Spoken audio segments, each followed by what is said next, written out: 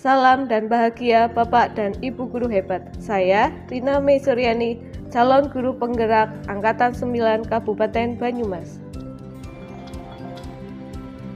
Perkenalkan, fasilitator Puji Handayani dan pengajar praktek Sobirin Selamat. Dalam kegiatan aksi nyata modul 1.4 diseminasi budaya positif. Dengan tujuan kegiatan 1. Mensosialisasikan ke seluruh warga sekolah betapa pentingnya budaya positif bagi murid. 2. Mengajak seluruh warga sekolah menerapkan budaya positif di lingkungan sekolah. 3. Memotivasi seluruh warga sekolah untuk menjadi agen perubahan ke arah yang lebih baik demi mewujudkan visi sekolah bersama. Selamat siang semuanya. Assalamualaikum warahmatullahi wabarakatuh. Waalaikumsalam. Terima kasih semuanya untuk kehadirannya, sudah meluangkan waktu di tempat ini untuk acara diseminasi disiplin positif. Mungkin teman-teman di sini sudah tahu apa itu disiplin positif. Oke, sebelumnya saya Rina Mei Suryani, CPP Angkatan 9 Kabupaten Banyumas. Oke, sebelum masuk ke materi, mari kita briefing dulu. Silakan boleh berdiri teman-teman semuanya, siap ya?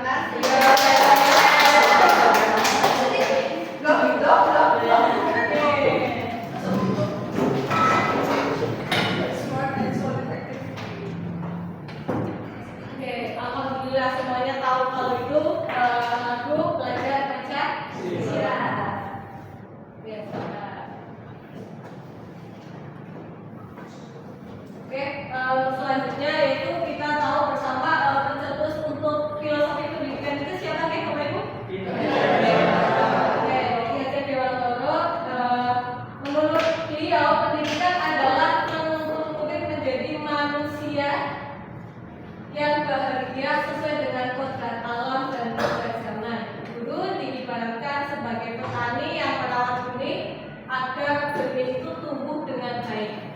Di sini sesuai kodrat alam dan kodrat zaman. Kodrat alamnya itu seperti apa? Jadi mereka itu sudah dilahirkan punya potensi, misal akademik, ada tidak estetik. Jadi di situ kita hanya mengembangkan saja. Ya. Kemudian disesuai dengan kodrat zamannya. Menurut teman-teman semua, sekolah zaman dulu sama sekarang beda. Bedanya gimana? Kalau zaman dulu gimana? Lebih kaku. Oke. Kita bisa melakukan segala sesuatu yang kita inginkan atau hanya sesuai dulu yang mau. Oke, kalau sekarang kita lebih mengikut potensi anak. Jadi memang ada anak yang misal dia potensinya nari, udah kita kembangkan di situ. Kemudian kalau anak potensinya misalkan matematika, ya udah dikembangkan di situ. Kemudian di situ ada dulu diibaratkan petani yang merawat benih. Jadi kita nggak dia potensinya seperti itu, misalkan dia pinternya akademik matematika. Kita nggak bisa membuat dia pinter jadi yang lain. Sebenarnya bisa, tetapi dia udah dikasih anugerah sama Tuhan ya, di situ kelebihannya seperti itu. Jadi kita hanya menuntun dia untuk memaksimalkan potensi yang mereka miliki. Kemudian kita menjaga mereka untuk menghindarkan mereka dari sesuatu yang negatif. Peran dari nilai berpenggerak ini bukan karena lagi berpenggerak, tetapi sebenarnya Bapak Ibu semua juga adalah guru penggerak, yaitu menggerakkan sekolah. Oke, intinya apa yang mimpi kita itu sebenarnya satu tujuannya itu membentuk budaya positif di sekolah. Yaitu disiplin positif itu apa? Cara menerapkan sikap disiplin yang bertujuan untuk menumbuhkan kesadaran dan memberdayakan anak mandiri. Anak kita sudah mandiri di sini? Belum. Sebagian besar belum. Mungkin ada perbedaan ya. Kelas 7, 8, dan 9 mandiri yang mana? Kelas 9 mungkin yang kembali lagi berdasarkan usia. Usia kan tidak bisa bohong. Kemudian memberdayakan anak mandiri melakukan sesuatu tanpa iming-iming, hukuman, sokokan, ancaman maupun hadiah. Oke, kemudian tadi di sini ada iming-iming, ada hadiah atau sokokan. Sering terjadi Bapak Ibu, misalkan anak nggak mau sekolah, mungkin dirayu, nanti pulangnya dijemput dan lain sebagainya. Itu contoh sederhana. Misal yang biasanya misalkan sepeda naik BRT nanti dijemput. Nah di sini ada motivasi dan lain sebagainya.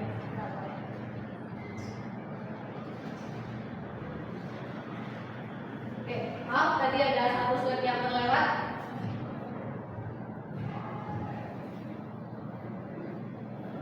Oke, langkah-langkah mewujudkan budaya positif. Yang pertama ada apa Bapak Ibu? Disiplin positif. Kemudian ada kemudian motivasi, konsekuensi atau hukuman. Kemudian ada posisi waktu, keyakinan telah dan restitusi. Ada beberapa poin di situ yang menurut Bapak Ibu sudah biasa terdengar yang mana? Yang sudah biasa terdengar, yang nggak asing lagi sama Bapak Ibu di telinga. Hukuman. Oke, hukuman. Terus ada motivasi. Kemudian keyakinan kelas. Berarti untuk disiplin positif, kemudian kebutuhan dasar manusia, restitusi masih asing? Iya. Oke, masih asing. Jadi tadi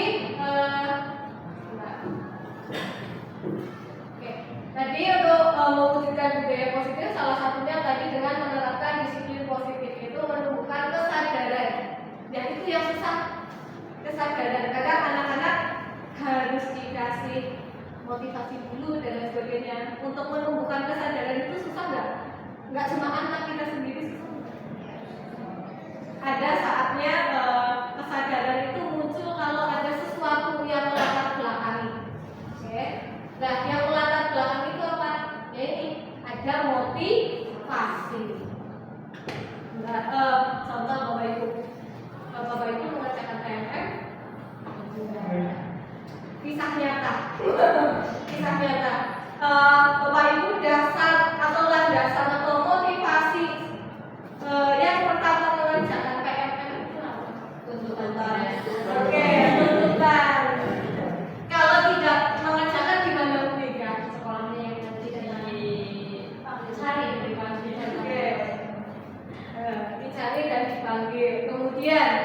Selain itu penghargaan. Terus apa lagi Pak? Itu ada Budika, ada Pak Ivan, terus yang lain yang benar-benar dari saya ingin belajar biar lebih tertarik sama teman. Oke, kita salut sama Bu.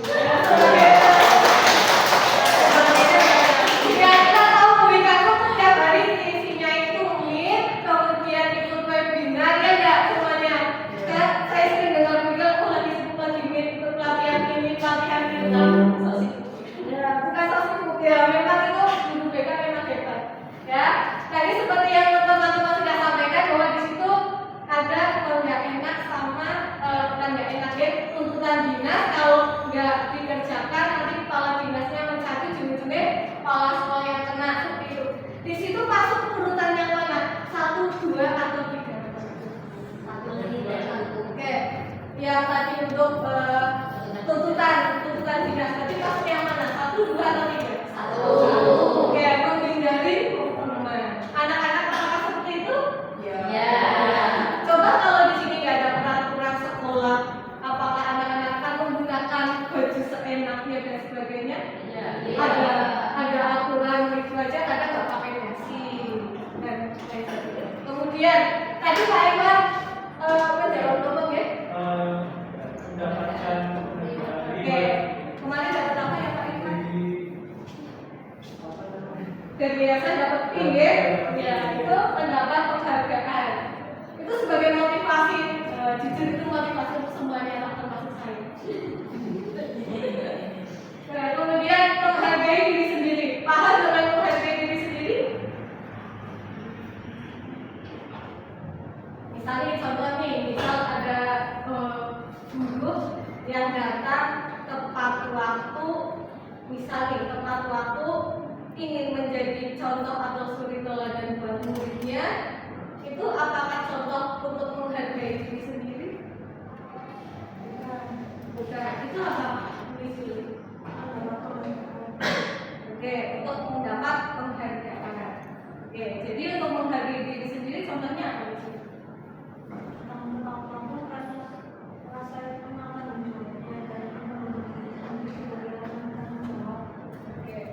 Jadi datang tepat waktu, tetapi bukan ingin menjadi tauladan atau dilihat murid, tetapi ingin menjadi coba ada apa? Mas, berapa menit?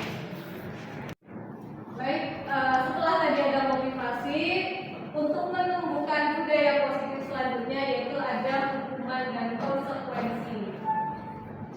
Apakah itu dua kata yang punya makna berbeda? Iya. Tetapi kita lebih sering menggunakan yang mana? Hukuman, konsekuensi. Oke, kalau mereka kasih kalimat konsekuensi. Tapi untuk guru-guru yang lain mungkin lebih familiarnya itu ke hukuman.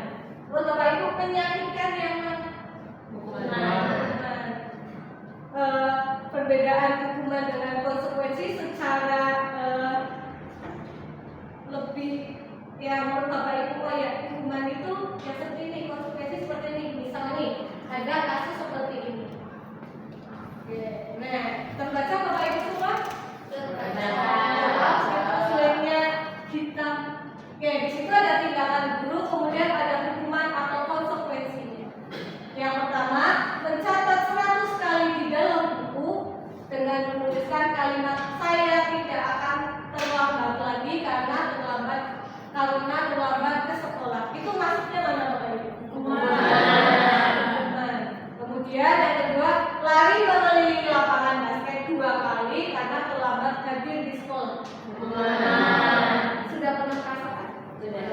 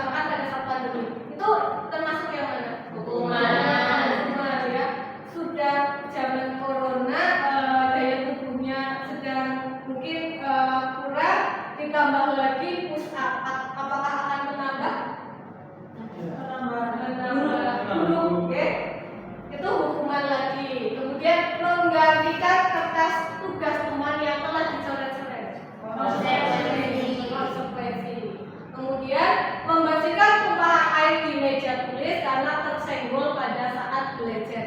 Konsekuensi.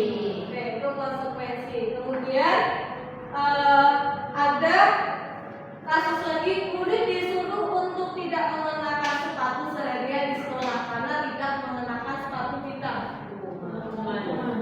Dan saya pernah mengalami. Iya, sepatu saya disita, betul. Karena sepatu satu-satunya dulu, kemudian mulai hujan daripada besok berangkat keulangan pakai sepatu yang agak biru. Ternyata seluruh nyeker sekalian. Dan itu membekas betul sampai sekarang. Kemudian yang terakhir, lari mengelilingi lapangan basket 2 kali karena terlambat 10 menit untuk pelajaran PJOK. Masuk mana itu? Konsekuensi. Oke, Karena itu mabuk PJOK. mabuk PJOK. Tapi tidak hukuman, kenapa tidak hukuman? Enggak, sih karena kan kalau konsekuensi itu kan sudah ada kesepakatan harusnya dengan gurunya. Nah ini diberikan sanksi berupa mengelilingi lapangan itu sebelumnya sudah ada kesepakatan belum ketika kontrak belajar. Ketika pernah belajarnya. Tuh kan kadang bisa jadi untuk sanksi seperti itu kadang tiba-tiba. Iya. Jadi menurut Bapak Ibu semua tadi sudah mendengarkan pendapat Misuli, ada Wika, tergantung kontennya. Kalau menurut saya konsekuensi karena itu kan pelajaran PJOK. Karena terlambat nih 10 menit itu harusnya sudah bisa buat dia pemanasan lari-lari. Tapi karena terlambat dia nggak pemanasan. Padahal pemanasan itu adalah hal yang seharusnya dilakukan. Oke. Jadi bapak ibu gurunya nggak boleh melewati proses itu. Sekarang harus pemanasan. Dan otomatis dia akhirnya ada konsekuensi yang harus dia tanggung dengan keterlambatan itu, dengan ketepatan. Jadi larinya itu bukan karena dia dihukum, tapi karena dia harus mengajar proses pemanasan yang seharusnya memang dilakukan. Oke. Jadi dari semua penjelasan Misuli, Wika, perbedaan contoh poin pertama yang membedakan antara konsekuensi dan hukuman apa? Oke. Lebih nyamannya konsekuensi. Oke, lebih nyaman konsekuensi iya. Kalau hukuman lebih mengenal, lebih menyakitkan seperti itu. Kemudian tadi Wika menyebutkan ada kesepakatan ya antara untuk tindakan itu sebenarnya anak itu tahu nih misalkan kalau anak itu akan terlambat kemungkinan besar akan melakukan pemanasan karena itu hal yang seharusnya dilakukan dalam olahraga seperti itu. Ya, jadi untuk hukuman biasanya itu dilakukan secara tiba-tiba, tanpa pikir panjang, tanpa mendengarkan alasan dari pelaku kesalahan. Ya, jadi cuma mendengarkan yang bukan mendengarkan, tapi hanya mendengarkan hati nurani si penghukumnya saja. Tapi untuk anak yang melakukan kesalahan itu benar harus didengerin. Tapi untuk konsekuensi itu sebenarnya anak sudah tahu siap-siap pasti mau seperti ini. Walaupun mungkin di anak itu merasakan bahwa itu adalah seperti hukuman, tapi itu masih sejalur. Misalkan kayak tadi mengelilingi lapangan basket ya itu juga ada di PJOK. Jadi bukan beda seperti itu. Ya, jadi sudah paham Bapak Ibu semua tentang konsekuensi dan hukuman. Kita sering lakukan yang mana? Konsekuensinya atau hukumannya? Konsekuensi. Oke, alhamdulillah. Dan yang diminta kan memang kita seperti itu, lebih cenderung ke konsekuensi.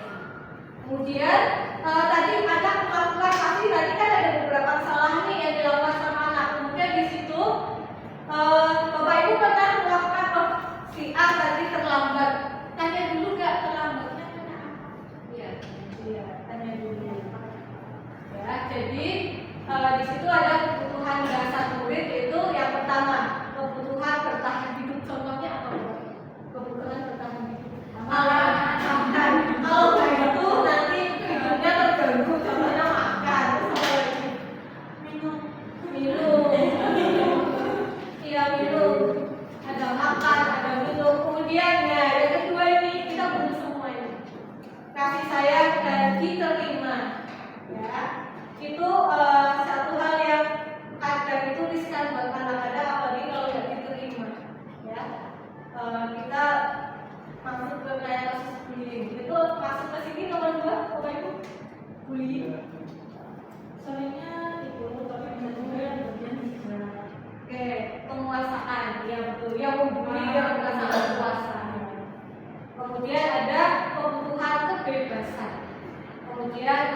bersenang-senang.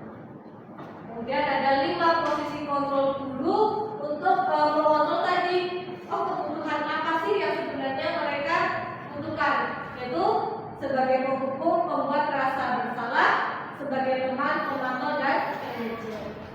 Oke. Untuk kebutuhan dasar mungkin nanti akan saya jelaskan lebih jauh setelah set ini. Untuk sebelumnya kita bahas dulu 5 posisi kontrol guru. Yang satu itu apa? Oke, penghukum. Bisa kasih contoh Pak Kanu sebagai guru ya? Penghukum. Guru sebagai penghukum itu seperti apa? Itu dia seperti tadi yang disampaikan sebelumnya, kayak misalnya dia melakukan sesuatu terus diberi hukum seperti islam atau mencari melihat lapangan dan semacamnya. Jadi hukumannya nggak linear sama apa yang dilakukan. Oke. Kemudian pembuat rasa bersalah. Contohnya seperti apa? Bu Mila sering ketemu dengan kasus. Ayo, berarti kan sudah terbiasa ini menghadapi menjadi 5 posisi kontrol guru. Pembuat rasa bersalah contohnya bagaimana? Bu Mila mengatakan apa pada kasus seperti apa? Pembuat rasa bersalah kepada anak. Kita jadi guru nih, tapi membuat anak itu membuat merasa saya bersalah. Atau Bu Mila mengatakan apa itu ke anak. Contohnya apa? Yang membuat anak itu kena di hati. Mungkin biasanya kalau membuat rasa bersalah itu bahasanya itu halus, tapi kena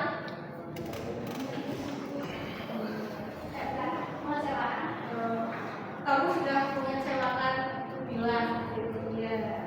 Jadi pembatas kalau menghukumkan identiknya kasar keras seperti itu. Tapi kalau membuat rasa bersalah itu lebih halus, tapi kena. Jadi bahasa Jawanya itu lebih celokit. Bahasa Jawa itu lebih halus sih. Kalau menghukumkan marah-marah dan sebagainya dengan gestur yang garang seperti itu. Tapi untuk membuat rasa bersalah cukup kita ngomong sekalimat, 2 kalimat dengan ekspresi yang datar, tapi membuat anak itu ngena, nunduk seperti itu. Tadi benar yang disampaikan Mila tadi, kamu sudah mengecewakan ibu. Seperti itu. Cukup dengan kata itu. Kalau anak yang perasa, beda ya sama anak yang masa bodoh. Kalau yang perasa itu pasti akan buat dia merasa malu, ripuh seperti itu. Kemudian sebagai temannya, kita semua saya yakin anak-anak di sini dan kita saya lihat kan sama guru nyaman sama guru di jalan gak ada yang takut atau gimana. Sering kita melakukan posisi guru sebagai teman. Apakah betul kayak gitu Bapak Ibu? Sebagai teman, jadi kita mendekati anak sebagai teman, membuat dia merasa nyaman, dia enjoy menceritakan apapun masalahnya ke kita, nggak canggung dan sebagainya. Tetapi dampak negatifnya apa Bapak Ibu? Menurut Bapak Ibu semua, kalau teman, kita sebagai teman, tapi efek negatif ke belakang ada nggak menurut Bapak Ibu? Ada. Seperti apa? Anak jadi kadang kurang berbagi kita. Jadi setelah anak menganggap karena kita posisi sebagai temannya, kadang anak memperlakukan juga sama seperti temannya dia. Jadi umumnya kurang. Kemudian yang keempat itu sebagai pemantau. Pemantau itu mungkin di sini Bu Susti paham itu pemantau seperti apa? Kalau pemantau boleh dikatakan memantau, berarti memantau melihat tindakan seperti itu sesuai dengan peraturan yang di sekolah atau tidak, seperti itu. Jadi kita acuannya itu peraturan. Karena kita memantau, jadi kita ada patokannya. Tapi eksekusinya nanti bisa jadi penghukum, pembuat rasa bersalah, atau bisa jadi teman. Kemudian yang terakhir nih sebagai manajer, bahasanya tinggi nih, katanya manajer. Berarti yang bagaimana itu? Memanage. Kalau di tempat kita, berarti manajernya siapa? Bisa dikatakan siapa yang bisa memanajerial sekolah kita? Kepala sekolah. Oke, ya manajer tertinggi kita ya kepala sekolah seperti itu. Berarti fungsi beliau seperti apa? Fungsi beliau tadi mengatur, mengawasi, memantau juga, bisa jadi teman, bisa. Kadang bisa jadi pembuat rasa bersalah tanpa ekspresi. Bisa kita jalan aja ketemu juga kita sadar diri kadang kita salah seperti itu. Ya, jadi manajer itu paket komplit, ya, paket komplit bisa jadi keempat itu. Dan itu yang seharusnya kita lakukan, tetapi kita semuanya termasuk saya kalau saya masih tahap sangat belajar untuk menjadi manajer seperti itu. Apalagi dengan kondisi karakteristik anak yang berbeda. Kadang ada nggak anak yang cukup dihukum aja, kadang nggak harus. Ada yang kita jadi teman, niatnya pengen dia jadi merasa nyaman di sekolah, jadi kebebasan. Ada yang kita membuat dia kayak yang bilang tadi juga kadang anak malah jadi tambah jauh sama kita. Ya, jadi posisi yang tepat yang diinginkan oleh semuanya adalah posisi sebagai manajer. Kita pintar menempatkan diri sebagai 4 posisi. Oke, kita ke tadi yang asing salah satunya kan ada restitusi. Restitusi atau segitiga restitusi yang dikaitkan dengan keyakinan kelas. Mungkin Bapak Ibu yang di sini yang jadi wali kelas sudah terbiasa mendengar keyakinan kelas. Keyakinan kelas siapa yang membuat Bapak Ibu? Bersama. Wali kelas bersama siswa atau anak. Apa yang mereka lakukan? Tahap pertama yang mereka lakukan dalam keyakinan kelas. Oke, mengutarakan pendapat. Kemudian apa lagi? Yang mereka inginkan di kelas. Apa yang mereka inginkan, suasana apa yang mereka inginkan. Terus ada apa lagi? Yang berhubungan dengan keyakinan kelas. Jadi mengutarakan pendapat, apa yang mereka inginkan, rasa nyaman. Rasa nyaman itu keyakinan kelas yang tadi. Beda nggak keyakinan kelas dengan peraturan kelas? Beda. Oke, bedanya kamu putus. Kalau keyakinan, kalau dari kata itu berarti diyakini dalam kelas itu. Lebih positif. Iya, karena diyakini sama-sama berarti karena namanya juga keyakinan. Kalau dari kalimatnya peraturan berarti sudah ada dibuat oleh sekolah mungkin atau institusi.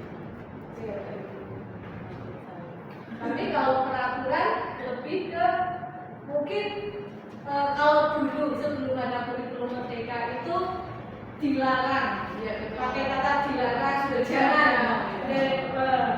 Jadi dilarang rame, dilarang mencontek. Tapi sekarang pakai bahasa keyakinan kelas juga jadi apa Bapak Ibu kemarin kalau pas membuatnya. Misal dilarang mencontek nih, itu peraturan. Tapi kalau dalam bahasa keyakinan kelas mengajarkan tugas secara mandiri. Dilarang rame di kelas, berarti bahasa keyakinan kelasnya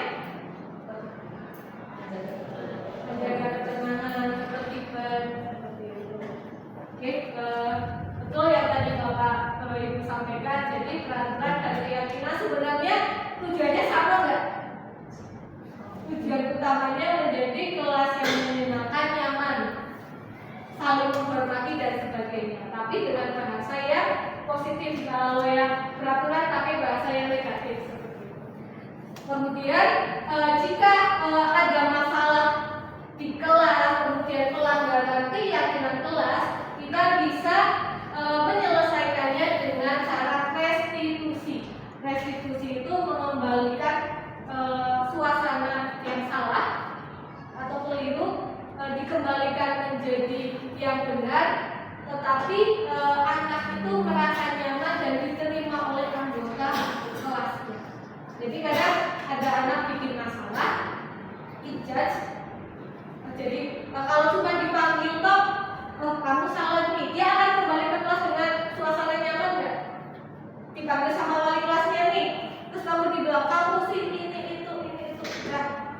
Apakah dia akan kembali ke kelas itu dengan posisi nyaman? Enggak, ya. Jadi ada tahapan untuk mengembalikan identitas anak menjadi dia. Anak manusia pernah melakukan kesalahan, dia menyadari, dia memperbaikinya seperti itu. Jadi urutannya itu pertama dengan menstabilkan identitasnya. Tadi contoh bahasanya dia nggak apa-apa melakukan kesalahan, dia pernah melakukan kesalahan seperti itu. Jadi dia oh iya, sudah tenang dulu nih. Jadi rasa takut, rasa bersalah itu dihilangkan dulu. Itu dengan cara menstabilkan identitas. Setelah itu kemudian ada tindakan validasi tindakan yang salah. Anak ditanya, kenapa kamu melakukan kesalahan itu? Ceritanya bagaimana? Kita dengarkan. Ya. Kemudian yang terakhir menanyakan keyakinan. Jadi kembali lagi keyakinan kelas. Dari kesalahan itu apakah dia tahu nggak kesalahan yang telah dia perbuat melanggar keyakinan nggak? Padahal dia sudah membuat kesepakatan itu, tetapi dia melanggarnya. Apakah dia bisa merubahnya atau tidak?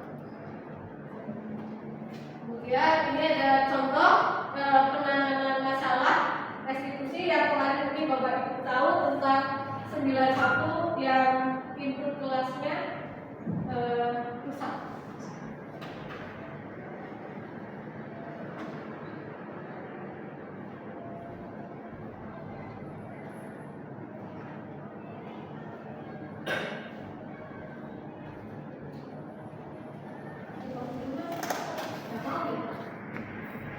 Baik, ini contoh kemarin ada kasus yaitu pada tanggal 25 September 2023 dari Jumat itu pintu kelas 71 itu rusak.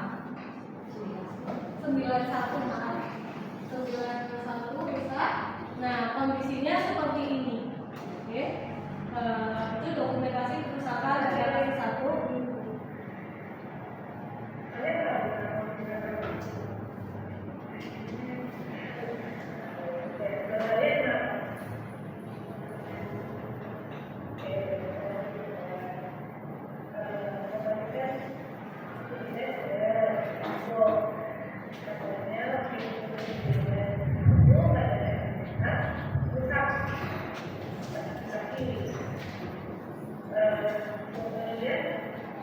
Jadi sebenarnya katanya biaya dalam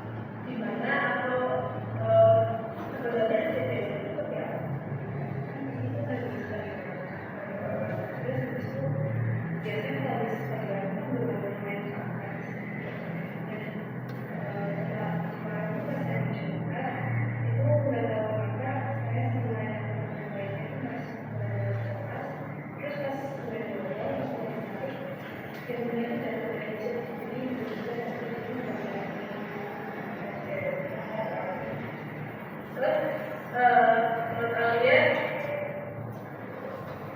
di situ ada sesuatu yang salah dengan kalian?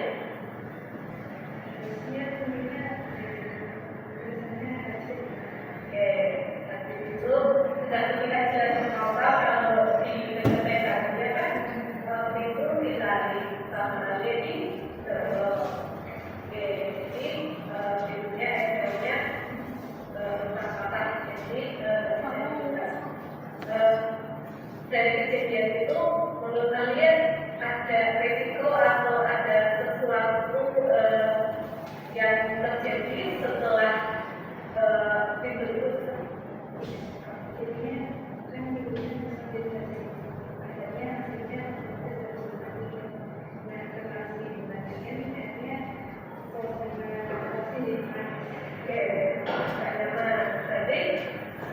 ada sesuatu yang berakibat karena kejadian itu.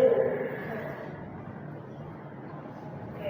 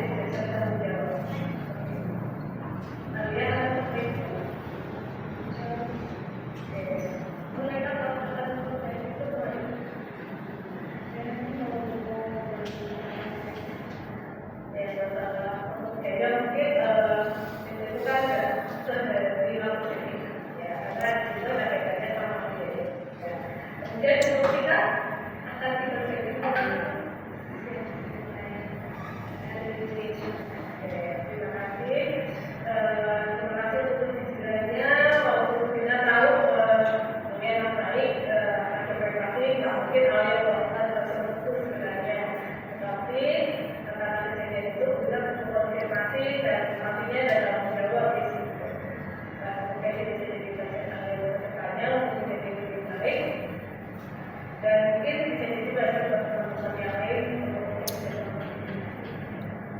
oke, jadi terima kasih sudah kita lihat teman-teman tidak paham kok kalau tidak akan menjalankan dia karena teman-teman tahu kalian kan ya tidak suka ada kita boleh kita jaga dan fasilitas juga buat kalian kalau kalian bisa jaga dengan nyaman ya dan juga yang terakhir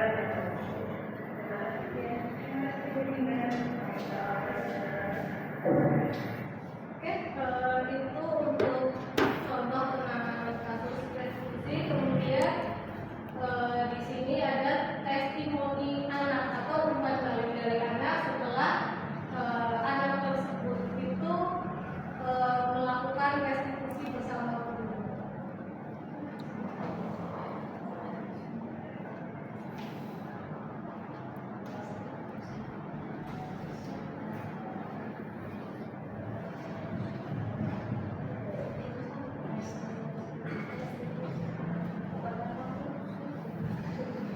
Jadi kalian konstruksi ya.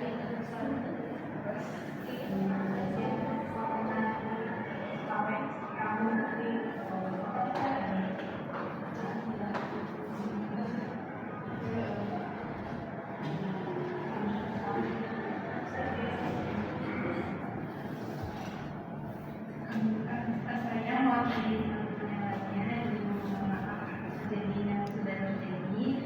Untuk selanjutnya, saya dan teman-teman akan lebih meningkatkan kedisiplinan dan lebih menjaga fasilitas sekolah.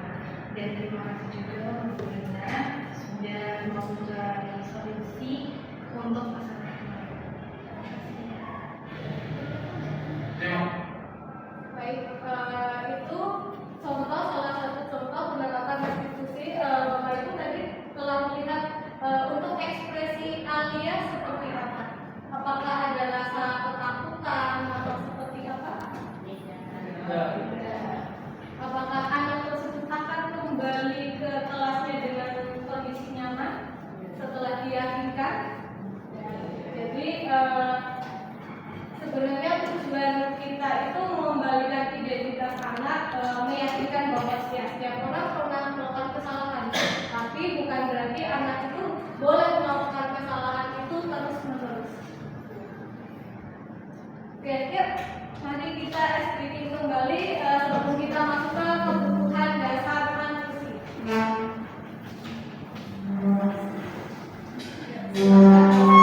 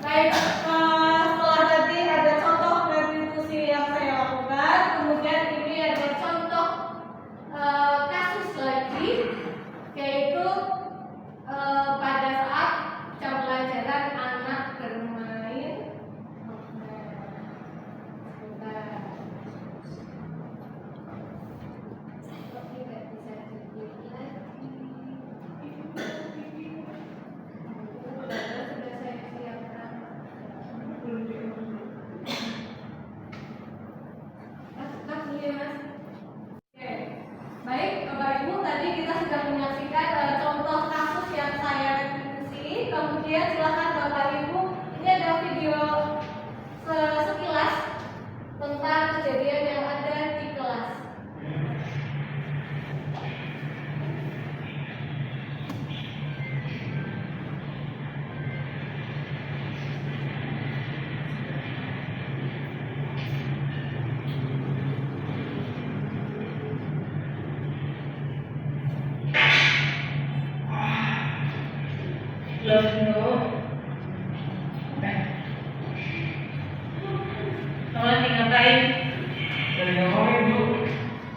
Baik, itu ada sekilas kejadian di sekolah atau di kelas pada saat pembelajaran kita. Kemudian menurut Bapak Ibu, tadi Bapak Ibu semua sudah tahu bahwa ada yang namanya kebutuhan dasar manusia. Yang pertama yaitu tadi untuk apa? Kebutuhan dasar manusia? Oke, ini ada kebutuhan bertahan hidup, kemudian ada kasih sayang, kemudian ada kekuasaan, ada kebebasan dan kesenangan. Kemudian dari 5 itu berdasarkan apa yang telah Bapak Ibu tadi lihat di video tersebut, nah itu masih terlihat anak-anak itu. Berarti mereka butuh apa sebenarnya? Kenapa mereka melakukan seperti itu gitu? Senangan. Game video. Selain kesenangan, mungkin ada butuh apa lagi? Kebutuhan itu nggak mungkin karena nggak mungkin pun masih hidup ya. Kemudian ada kebebasan, betul Pak Irfan. Ada kebebasan dan kesenangan. Bedanya apa sih? Kadang jujur saya juga masih agak rancu antara bedanya kebebasan sama kesenangan. Mungkin Bapak Ibu tahu bedanya kesenangan sama kebebasan. Sebagai guru PKN lebih makan biasanya tahu. Apa itu? Kalau kesenangan sesuatu yang mungkin beraktivitas. Kalau kebebasan sesuatu yang Bikin senang juga betul jika bikin senang juga. Kebebasan kalau kita biarkan ya senang, anak bebas seperti itu. Makanya jujur aja saya bingung antara kebebasan dan kesenangan. Berarti itu masuk poin dua-duanya deh, bisa kebebasan, bisa kesenangan. Kemudian oke, di depan Bapak Ibu semua sudah ada kertas. Oke, oh ya, itu nanti boleh dihapus. Oke,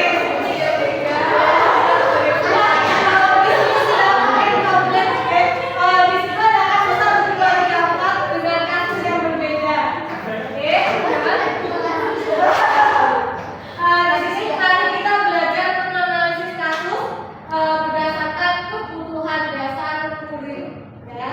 Yang kasus pertama, kalau di sini Bapak Ibu tidak bisa membaca, jadi saya sediakan di kertas kasih 1, mungkin ada yang pegang kasih 1. Di situ ada guru matematika dan wali kelas 8, Ibu Sati sakit, kemudian sehingga tidak dapat masuk dan mengajar. Akhirnya dicarikan guru pengganti, namanya Ibu Eni. Ibu Eni baru 2 tahun mengajar di SMP, menjadi guru SMP. Beberapa murid perempuan, Vivi dan Natali, mengetahui hal ini dan mulai menggunakan kesempatan dan bersikap seenaknya, tertawa dan tidak memindahkan kehadiran Bu Eni. Ibu Eni mencoba menyapa Bu Vivi dan Bu Natali dengan rapat, sambil mengingatkan mereka tetap fokus pada saat mengerjakan tugas. Ayolah tugas dikerjakan. Nanti Ibu ditegur Bapak Kepala Sekolah. Oke, ditegur Bapak Kepala Sekolah jika kalian tidak mengerjakan tugas. Tolong bantu Ibu ya. Nanti Vivi dan Natali malah tertawa. Ah Ibu santai saja Bu. Mereka tetap tidak mengerjakan tugas dan malah mengobrol. Baik, dari paragraf pertama itu menurut Bapak Ibu semua kebutuhan apa yang dibutuhkan? Monggo silakan ada sesi diskusi sebentar. Kemudian nanti ada kasus-kasus berikutnya, nanti jadi silakan menyampaikan pendapat dalam kasusnya. Itu tadi sekilas saya bacakan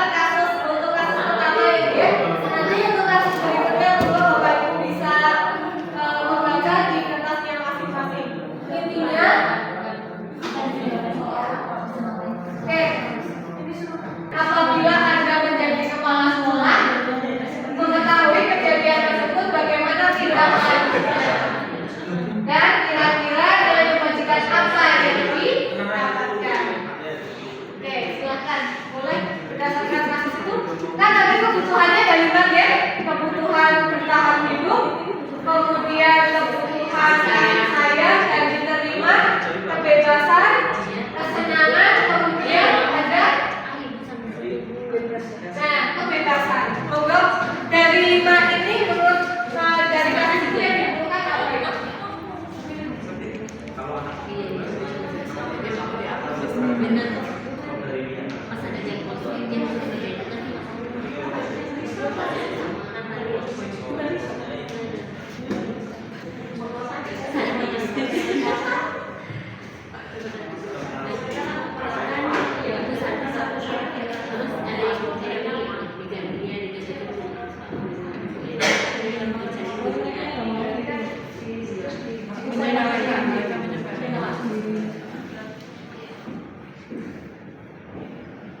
Oke, setiap yang dipegang Bapak itu kan beda kasus, di situ ada 4 nih. Tadi saya membedakan sekilas untuk kasus pertama.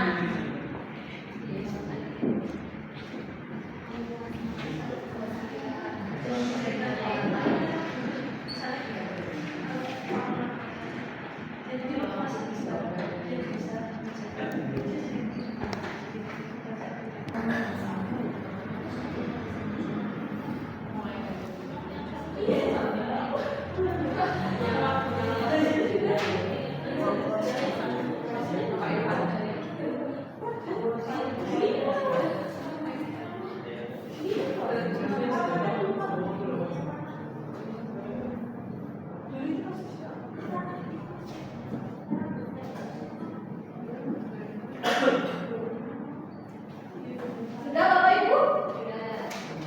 Oke, mungkin dari kasus pertama siapa yang pegang di saya tadi kasusnya acak? Kasus pertama, oke, bisa, sudah terbiasa. Ya. Kebutuhan dasar apa yang dibutuhkan dari kasus pertama itu kita melihatnya anak tersebut membutuhkan kebebasan dan kesenangan.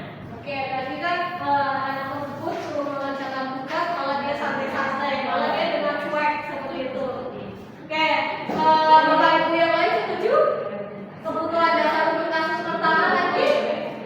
Setuju.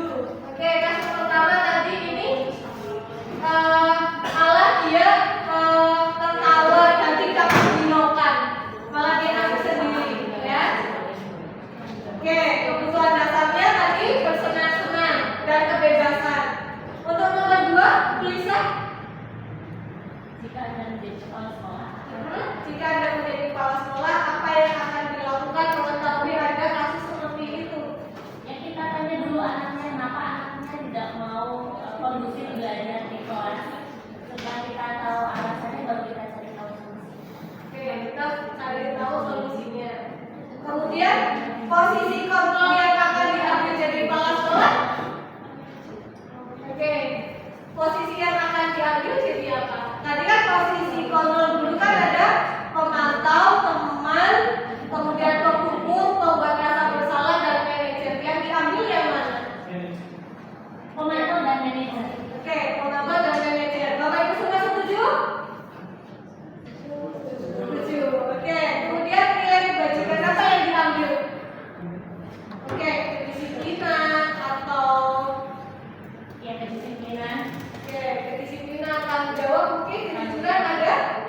Ya ada, jadi kita tanya dulu dia itu apakah menjawabnya dengan jujur atau tidak. Nanti yang nilainya jujuran. Oke, ada nilai kejujuran. Baik.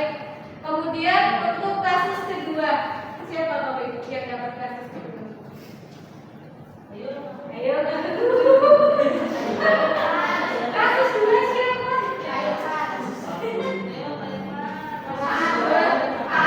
Oke, kasus kedua, ya. Baik, kasus kedua, Pak Anu, silakan. Gimana itu? Kasus kedua. Oke. Oke, kebutuhan dasar apa yang dibutuhkan sebenarnya dari kasus kedua itu?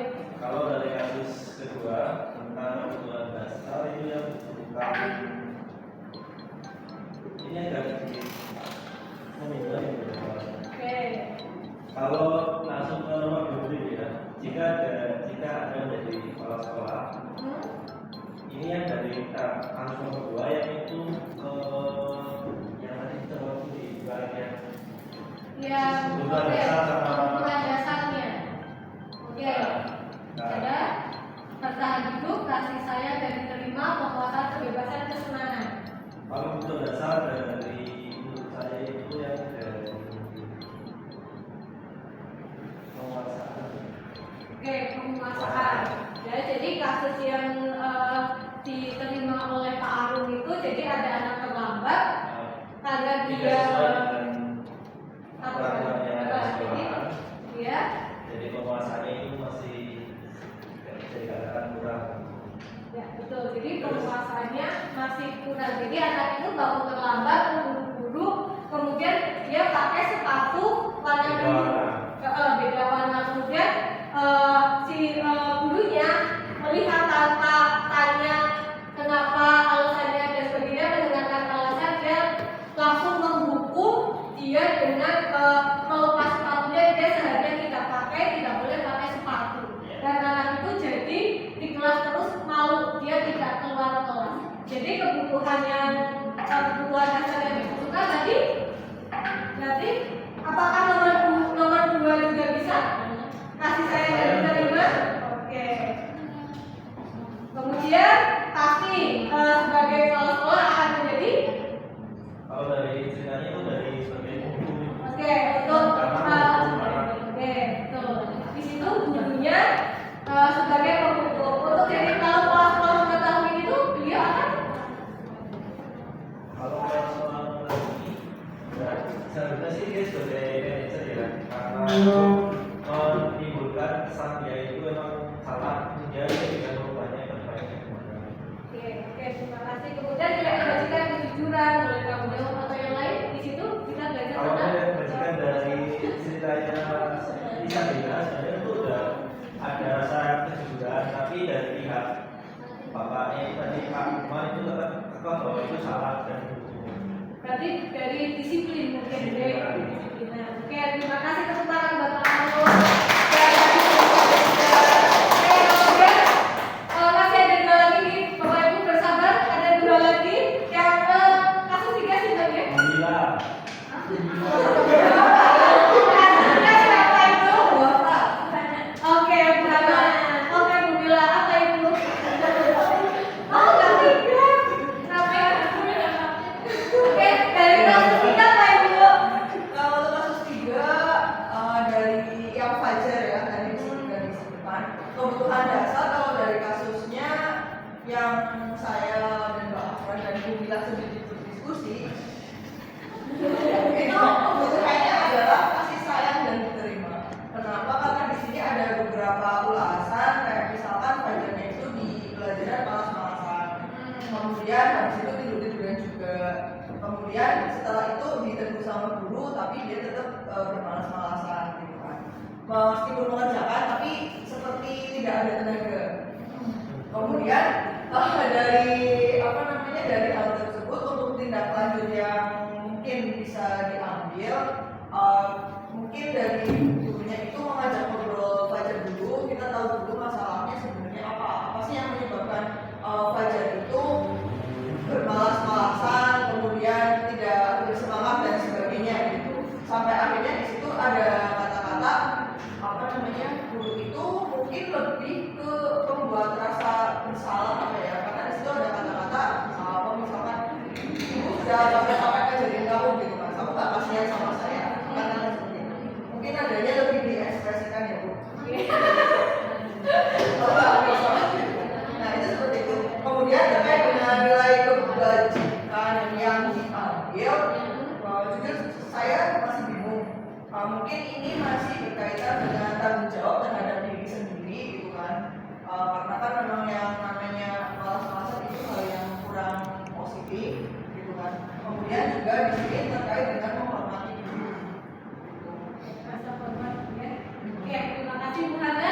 Yang lain setuju dengan pendapatnya Bu Hana? Setuju. Terakhir kita ke kasus yang terakhir. Kasus tempat siapa yang pegang? Siapa yang pegang? Di ending ditutup dengan guru BK. Saya pegang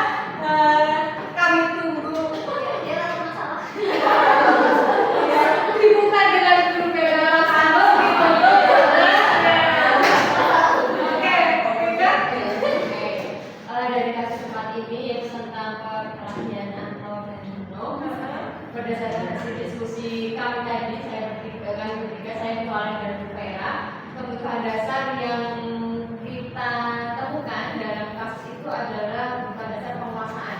Jadi yang kita tangkap, yang kita dapatkan di situ ada ketimpangan kuasa atau ketidakseimbangan kuasa antara Anton dan Dino sehingga mereka jadi berkelahi.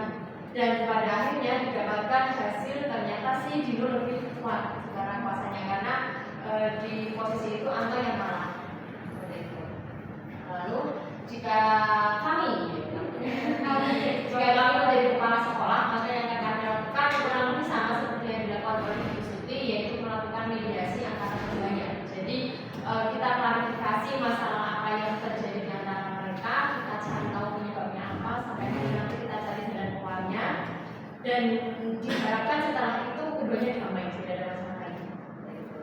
Kemudian posisi apa yang akan kita ambil yaitu posisi teman dan juga posisi manajer. Posisi teman itu akan kita manfaatkan agar kedua anak ini nyaman bercerita kepada kita dalam posisi yang adem, tidak ada emosi. Kemudian di posisi manajer ini akan kita ajak diskusi anak-anak ini untuk mencari jalan keluar terbaik sebaiknya seperti apa. Jadi nanti mereka yang menemukan jalan keluarnya dan mereka yang melaksanakan. Kemudian nilai kebijakan yang diambil kalau yang kami dapatkan tadi, yang pertama adalah mengakui kesalahan, lalu yang kedua bertanggung jawab atas kesalahan yang telah diperbuat. Dan di sini ada diminta apa yang di endingnya kan salah satu anak yang akan sinyalkan nanti dia minta dirinya kamu butuh apa, ternyata butuh kaki bajunya dibetulkan. Kemudian tanggung jawabnya anak yang melepaskan, dia akan menjahitnya. Di situ timbul ada rasa tanggung jawab. Oke, Bapak Ibu, dari contoh 4 kasus ini tadi kita sudah belajar kebutuhan dasar manusia. Jadi segala sesuatu yang terjadi di kehidupan, kemudian di dunia anak di sekolah ternyata ada alasannya. Dan alasannya itu ada 5 dasar yang mendasari itu tadi. Yang pertama kebutuhan dasar untuk hidup, tapi tadi kita tidak menemukan.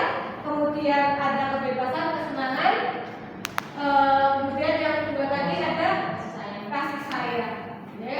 Kemudian kesimpulannya tadi ada beberapa kebutuhan dasar, yaitu ada 5. Maaf, di sini baru ada 4. Oke, sudah paham semua Bapak Ibu kebutuhan dasar manusia, ya? Oke, baik. Setelah kurang lebih 1,5 jam kita di sini, mari kita refleksi apa sih? Yang pertama, hal baru apa yang Anda dapatkan dalam pembelajaran hari ini? Ice breaking kita joget-joget.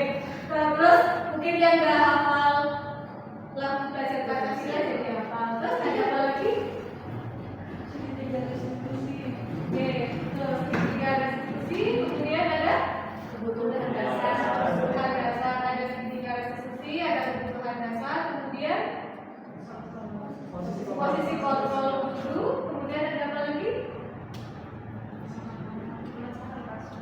Oke, pemecahan kasus dengan segitiga restitusi. Kemudian dikembalikan lagi ke keyakinan kelas. Kemudian ada apa yang kita lakukan segala sesuatunya itu ada motivasi. Kemudian motivasi itu untuk menghindari konsekuensi atau hukuman. Kemudian yang kedua, perasaan Anda yang didapat pada acara diseminasi hari ini. Apa yang didapat? Seru. Kemudian menambah ilmu bagaimana kita sebagai guru dalam mendidik anak. Kemudian yang terakhir ini, langkah ke depan yang akan Bapak Ibu lakukan. Oke, mewujudkan budaya positif. Kembali ke judul awal, kita akan menerapkan budaya positif di sekolah demi kemajuan sekolah kita bersama dengan cara kolaborasi. Demi Bapak Ibu. Oke, baik, terima kasih. Alhamdulillah untuk acara hari ini sudah selesai.